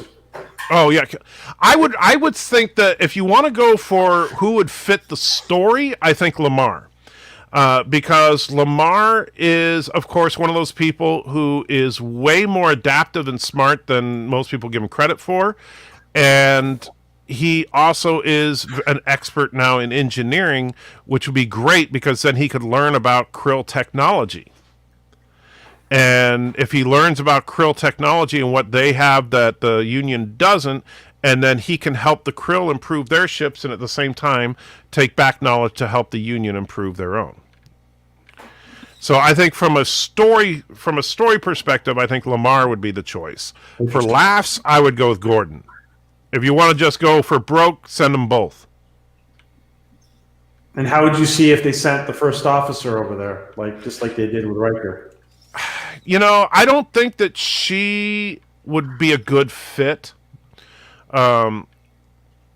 because she tends to. Kelly just has this tendency to where if something rubs her the wrong way, she won't shut up about it, and the Krill would not take that well. Okay. Honestly, I think you send Kelly and you start a new war. Yes, guys, Anti-Trucker is such a misogynist. I am. That's. I'm not. Well, this has nothing to do with their gender. It has to do with their personality. Yeah, no, those are valid points. Right. She will not, because the problem is, especially if you're doing a cultural exchange kind of program like this, you have to shut up when you see something that you might find offensive because you don't understand their culture. And so when they do something like, say, I don't know, but like let's say the Krill sit there and they like to eat live food, right? And so she finds that repugnant. And so then she starts going off on them about how inhumane that is. And then they started thinking, well, we're not human. And, and that could turn really, really ugly really fast. Mercer Create says, I miss Kelly and Ed. Yeah, it's time for some. Yeah, do you think they're going to do the will they, won't they thing? Or do you think they're just going to go for broke? Oh, will they get together, you mean? Yeah, do you think they're going to commit one way or the other with it, or do you think they're going to? They're going to keep that tension for years to come. I think there'll be moments. I think they have to. Well, I hope they do. But the problem is, it's such a difficult thing to do. I mean, so many shows have tried and failed. Moonlighting comes to mind, right? For a couple of seasons, Moonlighting did a great job of having the sexual tension there between Bruce and Sybil. And they did a great job with it, but then once they decided to cross that line, the show just went downhill real fast. I don't think they can completely go there. They can momentarily go there, but they can't completely go there. The problem is that then it becomes a thing where, if every few episodes they get together and then they change their mind, it becomes a trope in and of itself, right? And so that's why I say you kind of got to leave it at the edge, but not have, because they've already gotten back together briefly, right? If I'm remembering correctly. In their alternate timeline, there's been brief moments, and yes, Pflugerville. I know I'm in this big empty room. It sounds like I'm in a cave. I know. Yeah, he doesn't have reverb on. I forgot to mention that earlier. Someone said I like the reverb. Yeah, he doesn't have reverb on. He's in a big empty room. So, how do you liking the new digs? Where you mean for streaming? Yeah. I think it looks great. So, well, do yourself a favor. Get some like egg cartons or something and glue them to the walls to absorb that. Oh, for my echo. room. Yeah. Yes. Yeah, I'm gonna get some foam or something. Yeah. Yeah, you got to do something with that, buddy. Yeah, it's noticeable. I noticed the other day. Yeah. By the way, if you're going to be free Monday nights now? Well, I'm going to be doing the. Well, my schedule is kind of it's going to be weird because my schedule is actually going to officially be Friday, Saturday, Sunday, and so I'm going to be working 3 12-hour days. Okay. Wow. And so yeah, Mondays I will be most of the time I'll probably be doing the virtual pub. But like if you, I assume when do you do your thing on Monday? I remember you Yeah, were doing we do at 5:30 Eastern. Yeah, so that would definitely be doable. At least maybe not every week, but at least from time to time for sure. Well, I will reach out to you about that then. All right, because yeah, it was starting. My new schedule starts a week from this Sunday is when I go to my new schedule. And so that means that a week from Monday, I will start being off on Mondays for the time being, at least for as long as I can afford to take the reduction in hours. Fortunately, I have the option to opt out at any time. That's one of the things we had to cover in the meeting today is to make sure that people knew that, yeah, if you realize you're not going to make ends meet, don't hesitate to let us know so you can go back to a regular 40-hour shift. So is it better for you to work 12-hour days so you can have the rest of the week, you have more time or something? It'll do two things for me. One is because of the back and knee problems, the problem is that I have medication that can help, but it knocks me out for like a good 2 hours. Like when I take the medication, about a half an hour later, I am absolutely, I can't keep my eyes open. It will absolutely knock me out. But then I'll wake up about an hour and a half later or so, and I'll be good for a few hours. Problem is, I can't do that during my work day. You know, I can't just tell my boss, hey, I'm going to be off for the next 2 hours. You know, it doesn't work that way. Mm-hmm. So if I'm working the 3x12s, then that means that on Monday through Thursday, if I'm having a rough day, I just pop a couple of pills, take a nap, and then I'm good for a few hours getting some work done on YouTube videos and stuff. And so that's what I'm hoping for, is to be able to put out a lot more good content on the YouTube channel. And hopefully the YouTube channel, since it'll get more views because I'll be putting out more regular content, will make up the difference for the lost hours at work. And if that goes well, my ultimate evil scheme is that if I can continue to grow the channel to a point where I can just ditch the regular job completely. That's what my ultimate goal would be. Well, that's eventually, yeah. Yeah. And so we'll see how it goes. You know, this was a nice opportunity that I have to do that. So I'm going to take advantage of it while I can. Are you backing up your, like, are you also putting up anti-trucker content on BitChute? Not right now, because BitChute is such a horrible interface. I've just kind of given up on it. But I don't know if you heard about it. There's another platform that's going to be going live soon. They were planning on trying to do it by the end of the year, but they haven't quite made that goal. And it's called Lighthouse. And it's with 3 I's, LIIIGHTHOUSE.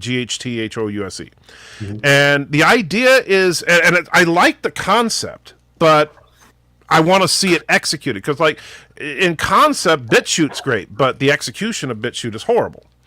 But the concept of Lighthouse is to combine the best aspects of YouTube, Facebook, and Etsy into a single one-stop shop kind of thing. And so what you would do is you, just like YouTube, you can post videos, do live streams.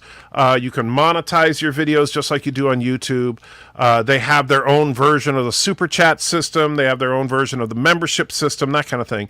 But let's say that you're also an Etsy kind of person. You like selling your doodads that you make, right? Mm-hmm. You can actually build your store right into your video channel so that, for example, I could be doing a video or a live stream talking about something, and right below the window where you see the video have the products that I make for sale. Yep. And then you go to my page, and I can put blog posts just like you do on Facebook, and people can follow that. And so, and then they have this, the one thing I really do like is one of my favorite concepts is for things like the nerd community, as I like to call it, right? Those of us that just like talking about this kind of stuff, most of us medium to smaller channels.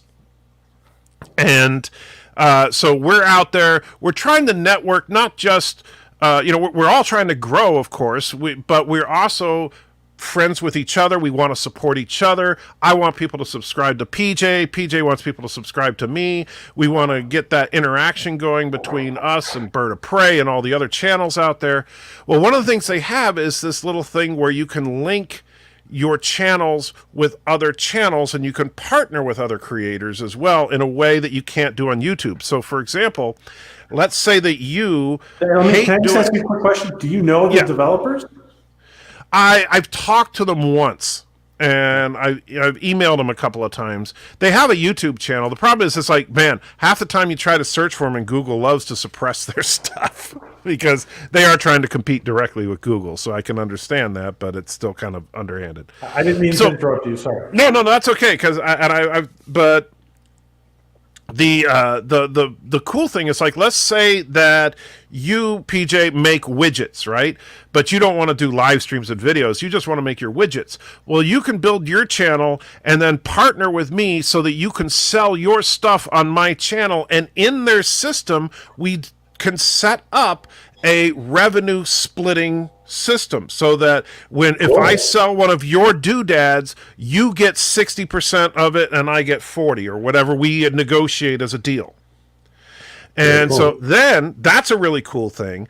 And then another one that I really, really like is their algorithm. Besides being unbiased, like the YouTube algorithm, you can actually set your, if somebody has autoplay going, you can make it so that the next requested video is a video of a friend of yours. So, like, if I want to make it so that if you're watching my video and you have autoplay on, the next one would go to you, then the next one after you would go to Bird, and the next one after Bird would go to Captain Trek, and then the next one after Captain Trek would go back to me or whatever, and so you can actually build that network with people of like-minded viewpoints. It's a great concept.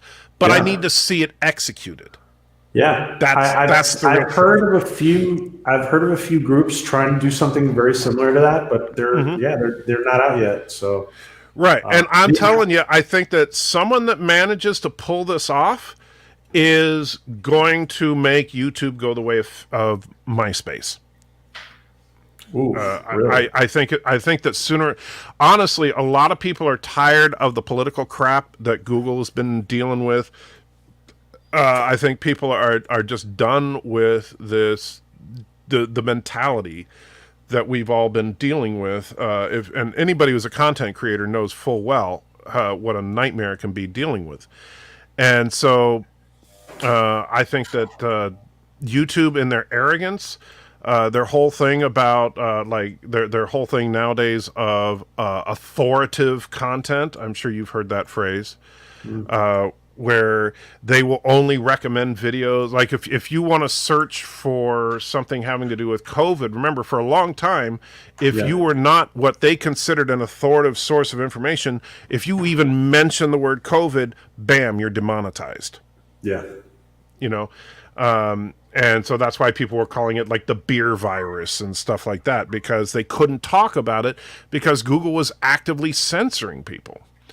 And so if them or someone like them comes out with a system that actually works, they're going to be doing great. Is this them? Or maybe you don't want to put it up. Is it like the three eyes of different color? Each eye is different color? That's them. And you have no indication when they're coming out. They just keep saying soon, and I know that they're. I don't know exactly what they're dealing with, but I'm sure that putting together a platform of this magnitude, they're that's a lot of work, and so I know that. From what I've seen I've watched a couple of their live streams talking about some of the progress they've made and some of the problems they've had along the way. I think it's got a lot of potential, but again, until I actually see the interface, until I actually upload a few videos, get a feel for it, it's all speculation. I'm hopeful, but Are that's they it. decentralized? They said that as far as you mean, like for server space and stuff. Yeah, like are they just like what is it called? Are they decentralized with what is it called? It's not like a BitTorrent kind of thing or anything like that. No, yeah, I know. No, It's it's like BitChute is decentralized, I think. I don't the way that they were describing it. No, it sounds like they actually have server farms that they are leasing. Okay. And in one of their live streams, they talked about, because one of the people was concerned that, well, what if one of these server farms gets like pressure from Google or something to not service them? And they said that's why they've already got backup server farms in the works. So, because they are concerned that once, if they're successful with their launch, that people like Google will take notice, of course, and want to put an end to it.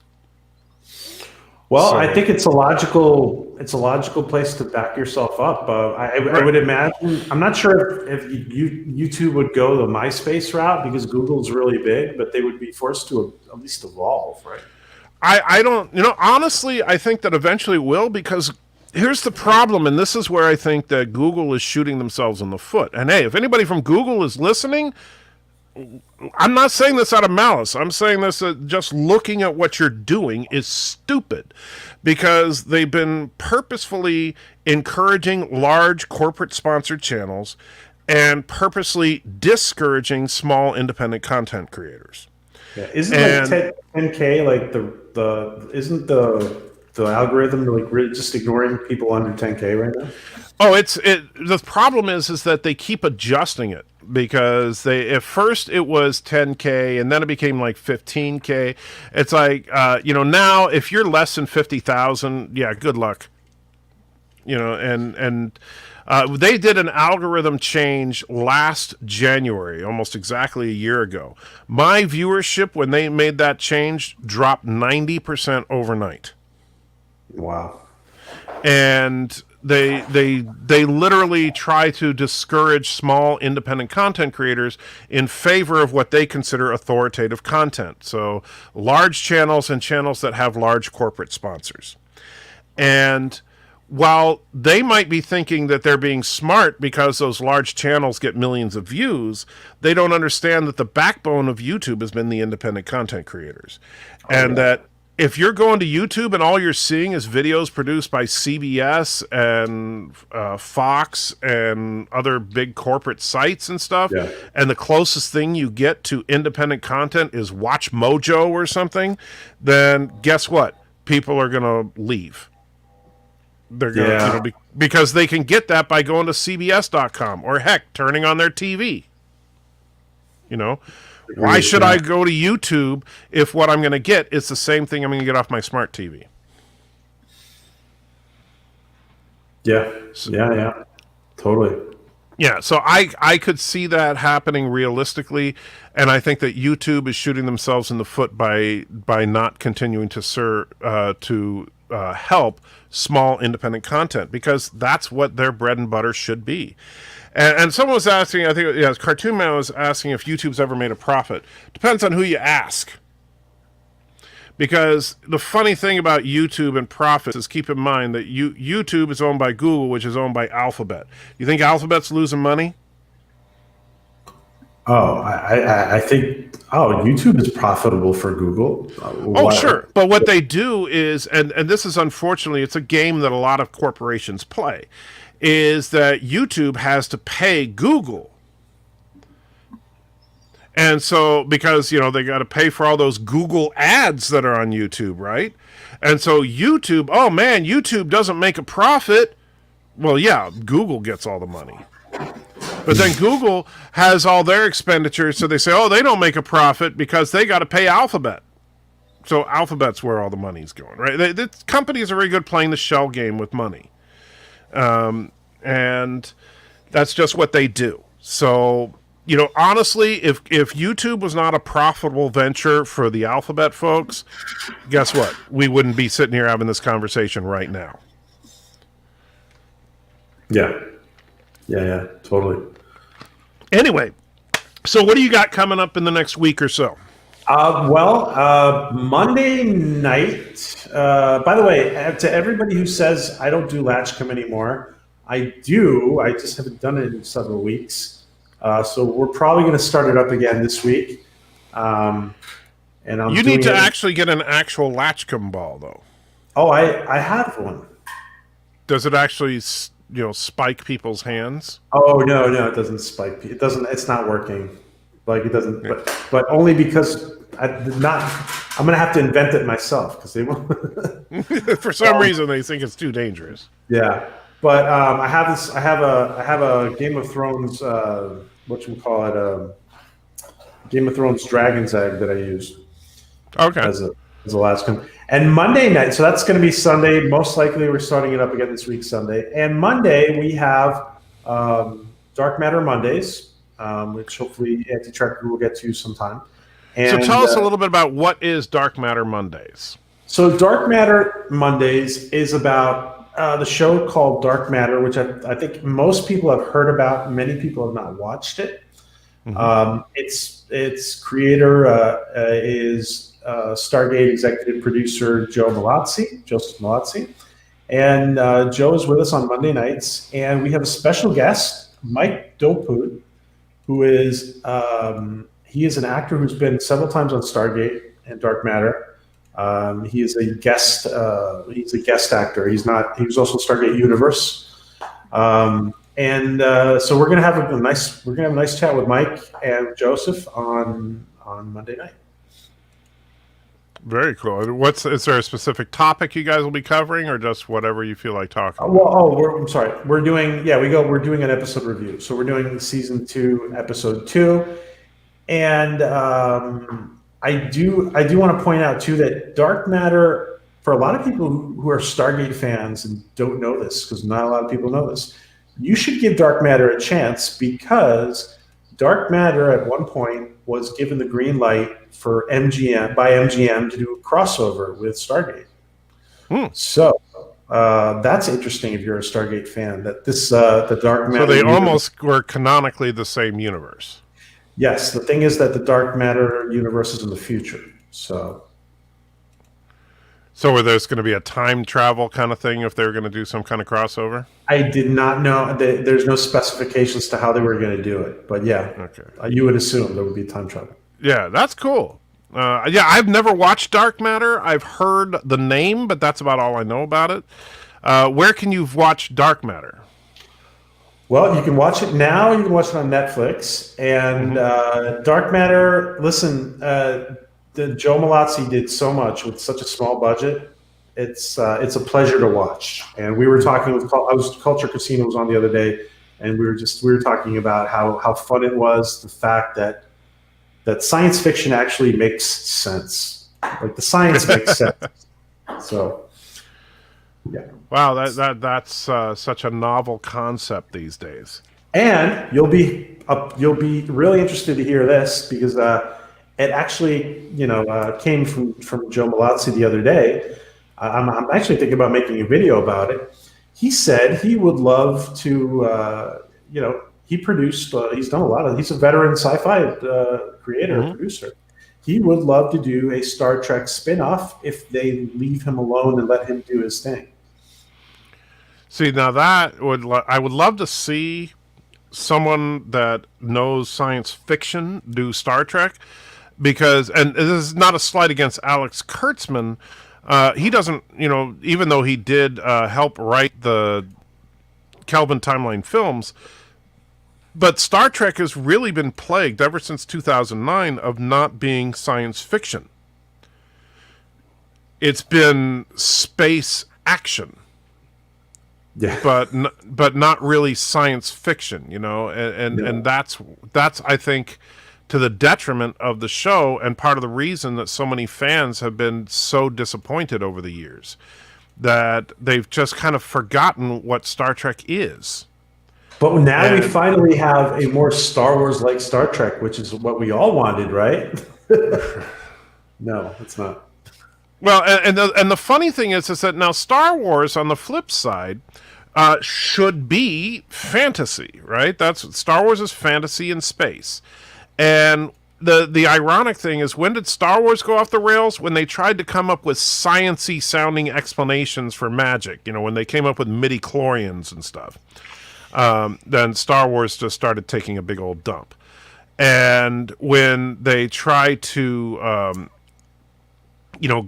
basically, in the sequel series, especially in The Force Awakens, try to demystify the Force, right? To make the Force more of a naturalistic thing as opposed to a spiritual thing. And so when you try to make Star Wars more grounded, you ruin it. When you try to make Star Trek more magical, you ruin it. They're two different franchises. I agree. Let me ask you this. Do you like the fact that The Mandalorian is very, very Western cowboyish? I think The Mandalorian is brilliant. Because The Mandalorian feels 100% Star Wars. Even though it's a different Star Wars, right? It feels like we're in that galaxy far, far away. It just feels like we're not following one of the space wizards. Now we're following a working guy. And, it would be like, this is what Solo the movie should have been. Right? This is... Now, don't get me wrong. I don't think Solo was the worst thing to come out of Star Wars in recent years. That would still be The Last Jedi. But Solo was just kind of generic sci-fi action movie. Whereas The Mandalorian was Star Wars. Yeah. The Mandalorian reeked of Star Wars. Everything, every location, every character, everything in The Mandalorian felt like Star Wars. Whereas Solo just felt like generic.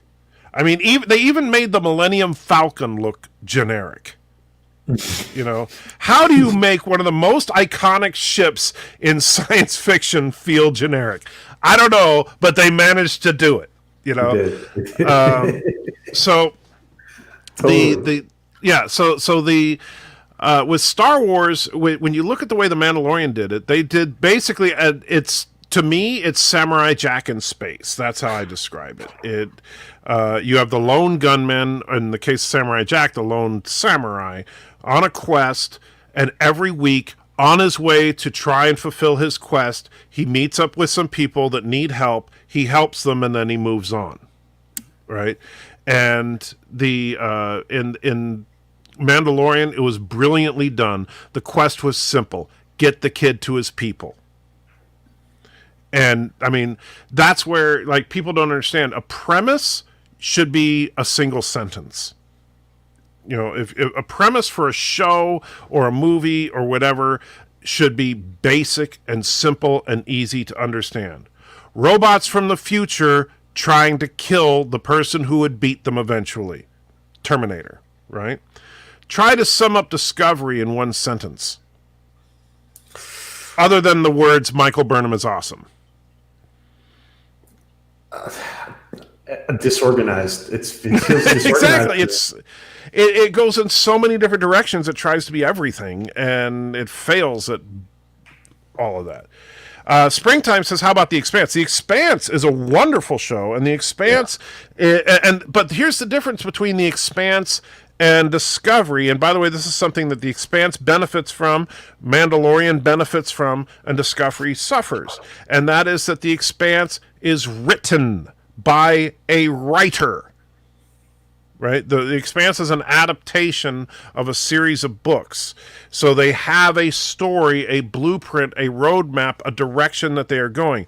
The Mandalorian is not made by committee. It was the vision of Jon Favreau, right? And so the Mandalorian has a clear direction, a clear vision, and what they're trying to accomplish in the Star Wars universe. Orville is not a serialized show in the level of the Expanse or the Mandalorian or even Discovery. But Orville, because of Seth's careful crafting of the show, has a clear direction. We don't know where they're going exactly, but we know they're going somewhere. Oh, I would love to get into Seth's head because I could Right. see him have it mapped out like to season 5 probably. Oh, I wouldn't be surprised at all if Seth has the next few seasons already figured out in his head where he wants to be.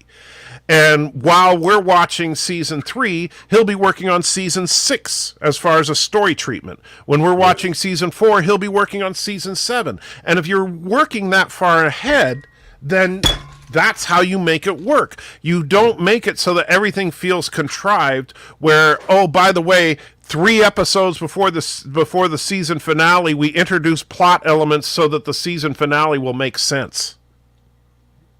You know? No, you should be dropping those hints last season.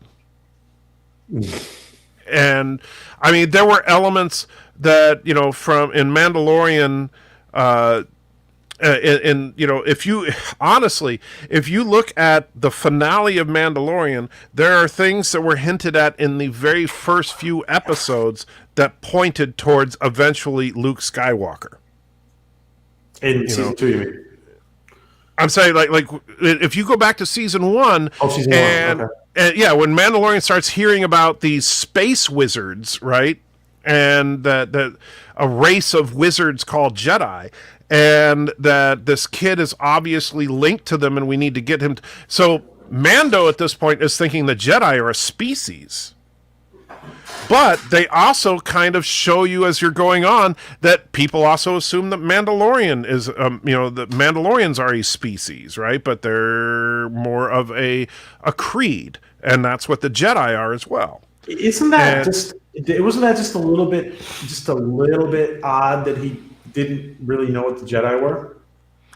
Well, I would say yes and no. If you look at the larger lore of, like, I have a bigger problem with Rey than I do with Mando. Oh, sure, yeah. And the reason is that Rey knew all about the fall of the Empire. She knew all about the Millennium Falcon and Han Solo and all the stuff, but she thought Luke was just a legend? How does that make any sense? You know all these details, but you thought the main guy was just a legend? Yeah. Huh? What? That doesn't make any sense. But if you look at Mandalorian, okay, we're taking place sometime after Jedi, right? Was it like 5 years after Jedi or something like that? Now, Mando... he knew about the Empire. He knew that there was a war, but he wasn't involved in it in any way. And in fact, he doesn't like the Alliance any more than he liked the Empire. So he's an outsider. And there's only been in his because keep in mind, like when we see Boba in season 3, Boba is significantly older than Mando, right? Boba would be idiotic to not know what a Jedi was, but Mando, he probably grew up because obviously Boba was just a little boy when Order 66 happened, and at that point there were only 2 Jedi left. Yeah, but he saw the Jedi's kill his dad. I mean, so he definitely... Right, but I'm just saying, like, I'm saying, though, if you look at the age difference, Mando has got to be 20, 30 years younger than Boba. Yeah. Right? Which means that Mando would have never seen a Jedi. And... True. And he never... And it didn't sound like he'd ever really been to the inner worlds. Like, he'd never been to Coruscant or anything like that. Yeah, I get it. I just figured that because he gets around so much that he would have heard, but right. But he's always hanging around in the outer territories. True. And so, because think about it, he's an outlaw, and the Mandalorians were all outlaws ever since the Purge. So the Mandalorians have been living in hiding for a long time. And yes, Mercer, I have spoken. We have a lot to be grateful for, so I'm not going to be. I'm not going to be. No. But I think it's a fair. I mean, honestly, could you say, yeah, he probably should have at least heard of him, maybe, but at the same time, I have less of an issue with that than I do with the garbage that we get in the sequel trilogy, with everybody pretending that Luke Skywalker was this mythological figure, but we all know about the Millennium Falcon. I mean, really? That's like knowing all about Air Force One, the plane, but not knowing Donald Trump was president of the United States. By the way, The Last Jedi, I beg to differ with a lot of people who say that Rian Johnson is incompetent. I don't think he's incompetent. More akin to evil. It was a hit piece. It's a hit piece. It's a hit piece. Yeah, he purposefully and knowingly attacked the Star Wars franchise. But no, I don't think Rian Johnson is an incompetent filmmaker or even an incompetent writer. But I do think that he was not trying to make a Star Wars film. He was trying to basically to deconstruct Star Wars. In a very literal way. He wanted to destroy the franchise, and he was successful to a certain point. Because he was probably hired to do so. He was probably hired to do that. I don't know what Kathleen Kennedy's motivations were, but I think that Rian Johnson clearly... I think, people that want to say, and this is a problem, same problem I have with people that want to criticize Kurtzman over at Trek or J.J. Abrams. The word most commonly thrown around is hack, and I'm sorry, these people are not incompetent. They're quite competent, and to label them as hacks and that kind of thing is to underestimate the people that are basically trying to make content you don't want. And if you dismiss them as being stupid, well, you're setting yourself up to fail. Did you see Knives Out by any chance? I have not. I've heard it's good though. I was thinking about sitting down to watch it, just out of curiosity, because I heard it's not bad. Yeah. Springtime says only about 10,000 Jedi by the time Order 66 versus millions of clone troopers, so most people probably just heard of them. We're just never to see any. Actually, Springtime, first of all, Star Wars has always had a scale problem, a massive scale problem, because in Attack of the Clones, Mace says he was going to gather all the Jedi they had left and go to whatever the name of that planet is where the cricket people were, and to try and rescue Obi-Wan and stuff. And that was, 100 or so? Maybe? So, 10,000 Jedi, in the words of Mace Windu, I don't think so. But... I get it. Star Wars has always had this massive scale problem because they have a galactic empire, but apparently for the most important battle the Empire would ever fight, they can only spare 30 ships, so whatever. Pflugerville, I'm glad you liked Dark Matter. Listen, anybody who wants good science fiction, I know we're all starved for it. It's a great binge watch. There's 3 seasons of it. Check it out. And hopefully, it's all on Netflix. Yeah, it's on Netflix now, and we're gonna get hopefully we're gonna get either a miniseries to close out Dark Matter, or who knows, if we're lucky, we'll get season 4. Is it anywhere else, or is it just on Netflix? Well, I get it on iTunes, so it's available. It might be on Apple TV then. It's probably on Apple TV. Yeah, I'll have to look for it. Because I don't have Netflix currently, but I definitely would be interested in watching it. It looks like 2015 through 17, right? Yeah. And there's a lot of Stargate actors, and there's a couple of Star Trek actors in there too. Will Wheaton is a bad guy in Dark Matter. Now that is worth watching, just to see Will Wheaton be evil. Of course, then again, I did like the evil Will Wheaton on Big Bang Theory. So, there is that. All right, guys. So, we're going to wrap it up there. Any parting words for the crowd, BJ? Thank you. And I'm having fun doing this every 15 days. Hopefully, we're going to have a lot more Orville news. And once the springtime comes around, we're going to have a lot to talk about. Oh, yeah. I'm looking forward to that. We'll be able to actually talk about the episodes when they're released. That'll be a lot of fun. You know, Orville is one of the few bright lights we have in our future right now. And thank you, all right, guys. Thank you, Anti-Trekker, so much for hosting. Thank you. Oh, it's always a pleasure, and we'll definitely, maybe not this coming week, but in the next couple of weeks, I will definitely be joining you on Monday over on your channel. Awesome. All right, my friend, and thank you, everybody. Have a great. Oh, and I'm so sorry, I missed it. Telenya. Wow, I'm probably butchering that name. Teleya. Oh, is it Talia? Oh, no, I don't. Talia. That's the Krill female. There you go. See, I knew she was a Krill, but only because of what. How do you say it again? Talia, I think. Talia. So Talia says, "May Avis guide you where you need to go. Amen." And a woman.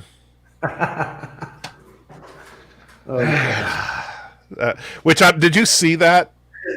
I just have I don't know. I think he had a good intention, but it sounds really bad coming from a reverend. Yeah, oh, man, real bad. Wasn't he a reverend or something? Yeah, and. Yeah, not going to even touch it. Nope, because then we'll start talking about how we went from that to someone prancing around the frickin' same room with a Confederate flag a week later. So, you know what? Yeah, enough said. All right, so take care, guys. And tomorrow night, Untitled show about nerdy stuff. And then, I'm going to be working on this big discovery piece. It's going to be a challenge. So take care, live long and prosper, Jolan True. And is there any good? What's a good greeting out of the Orville universe? Like hopefully, we're gonna get it. It looks like we're gonna get some more new words like Jaloja that will be part of the fandom. It's funny because Jaloja is probably the biggest word to come out of that show, and it just means a great long piss. Yes. So I hope you all have a great Jaloja. That just sounds really wrong.